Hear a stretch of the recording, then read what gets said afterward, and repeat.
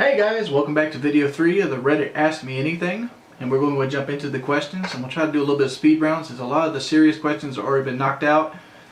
So let's go ahead and start with this one. If you could do this whole situation over again, would you do what you did or would you do it differently? This question is from Nazca1, and the answer to this question is yes.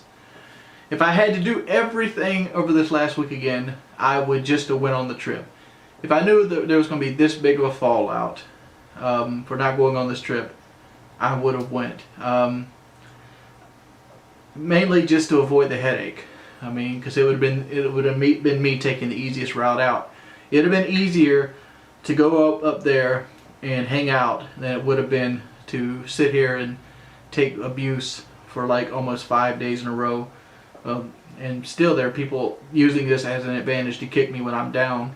I mean, if you notice, the King of Cocks the other day had, lots of dislikes on it. But yeah, I would have went on the trip if I had to do this all again, because that would have been the easier way out. Did you actually go to Korea and play Starcraft competitively? This is from Werben Jager Manjensen. Sorry if I messed that name up. The correct answer is no. I didn't go to Starcraft and play competitively. That little white lie came from me, but I did play Starcraft at a high level. I played Starcraft Vanilla, and inside the Starcraft they had a ladder system. And during that ladder system, I always would be one of the top, not really top tier, but I was always one of the better players of the ladder season. And I was getting really into competitive at the time, so I'd always have these little tourneys that they would set up and I would introduce, and I did win a few of them.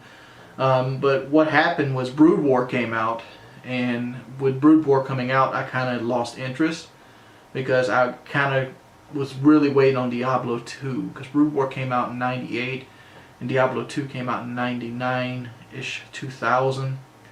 And I was kind of falling out of love with Starcraft. I was getting into other games, and Diablo 2 was the game I kind of went to.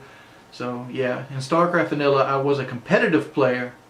I wasn't at the level of July Zerg or Slayer Boxer or the Fat Clan or any of those people. So that's that question. Question number 3. What are you going to do in the upcoming weeks? I'm assuming this has to do with my channel. Like, what direction do I want to have my channel? Not being on Painkiller already leaves a huge hole in my channel. And I figured that hole is about 100,000 views a month, because it's 80 to 100,000 views a month. This Painkiller already got anywhere from 20 to 30,000 views a week. So I got to kind of make up for that, and to do that, I need to make more videos. One of the things about my channel is I always wanted to cut the video demand down. I feel like where I messed up in the beginning of my channel was that I did too many videos too quickly. And that being said, I set myself up to almost always have to do too many videos too quickly. But I would like to start aiming for a 2 video minimum per day, and sometimes going 3 videos deep.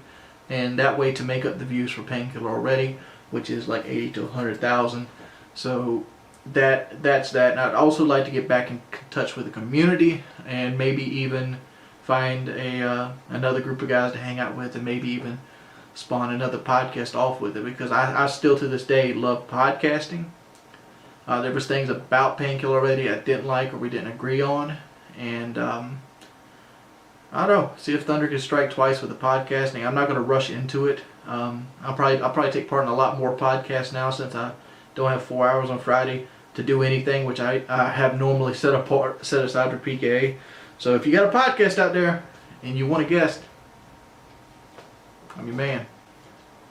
And question number 14. Do you still hold the title as the best hand job in South Carolina? Well, I'd like to think so. I had 2 practice sessions yesterday, and both of them went very well. Both of them came with a happy ending. I can almost do it at will. So yeah, I have a body that's even more my body's harder to practice with than a normal person's body would be. So yeah, I probably do get the best hand job in South Carolina. I'm gonna hold that title for a very long time. And question number 15. Update on Ashley Seals. Sadly, I can't update you on Ashley Seals. I haven't seen the girl since I did the update video almost 2 years ago. I don't normally talk to her.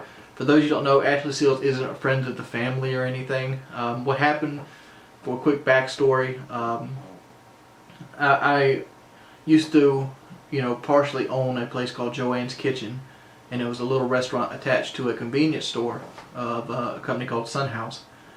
And we just had one location. It wasn't this big thing. And in there was a jar that said they needed to raise money to send this girl to a bariatric breathing treatments.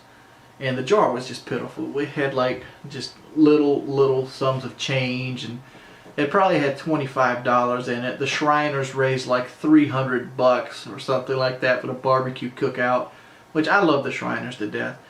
For those you don't know, that when I was born bow-legged, and I had to have special shoes to kind of make my right leg kind of go in, because it had to go out straight.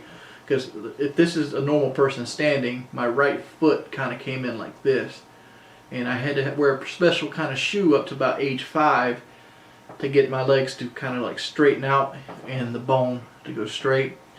And the Shriners helped pay for that, because I grew up very poor. I grew up in the projects and stuff, and like so I respect the Shriners a tremendous amount. I think they're a wonderful society. But I'm like, man, and this is during the height of my popularity. I'm like, I could really help this girl. So I took it more as a challenge than like a leap of good faith, to see how much I could help her. And we ended up raising 80% of what we needed. So they needed something like I think they needed 10 grand, and we ended up raising something along the lines of a 7,600 or like that. And that with the Shriner money, it just rounded it up to 8,000. So what happened was, well, actually we did a little bit more. We did like 7,900 or something like that. And I told her, I promised her I'd give her 10,000, so I donated 2,000 of my own money right on top of it, and they got the bariatric treatment, and it went well. So later, I did a video about a year later, and it showed her walking. So she can walk a little bit now. She's nowhere where she wants to be from last I checked, but she'd like to be able to drive, which I don't feel like that's a goal that she'll ever actually reach legally. Her muscles are just too much, they're just too far gone.